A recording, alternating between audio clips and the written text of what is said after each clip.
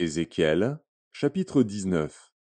Et toi, prononce une complainte sur les princes d'Israël et dis, ta mère, qu'était-ce?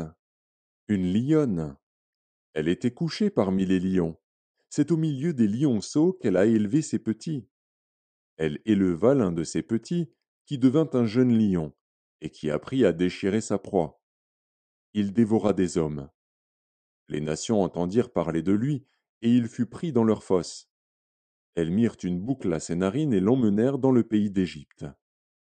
Quand la lionne vit qu'elle attendait en vain, qu'elle était trompée dans son espérance, elle prit un autre de ses petits et en fit un jeune lion. Il marcha parmi les lions, il devint un jeune lion, et il apprit à déchirer sa proie. Il dévora des hommes. Il força leurs palais et détruisit leurs villes. Le pays, tout ce qui s'y trouvait, fut ravagé, au bruit de ses rugissements. Contre lui se rangèrent les nations d'alentour, des provinces. Elles tendirent sur lui leurs rets, et il fut pris dans leurs fosses. Elles mirent une boucle à ses narines, le placèrent dans une cage, et l'emmenèrent auprès du roi de Babylone. Puis elles le conduisirent dans une forteresse, afin qu'on n'entende plus sa voix sur les montagnes d'Israël. Ta mère était, comme toi, semblable à une vigne, plantée près des eaux. Elle était féconde et chargée de branches, à cause de l'abondance des eaux. Elle avait de vigoureux rameaux pour des sceptres de souverains.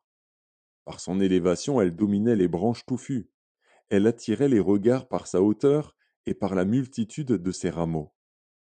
Mais elle a été arrachée avec fureur et jetée par terre. Le vent d'Orient a desséché son fruit. Ses rameaux vigoureux ont été rompus et desséchés. Le feu les a dévorés. Et maintenant elle est plantée dans le désert, dans une terre sèche et aride. Le feu est sorti de ses branches, elle Et a dévoré son fruit. Elle n'a plus de rameaux vigoureux pour un sceptre de souverain.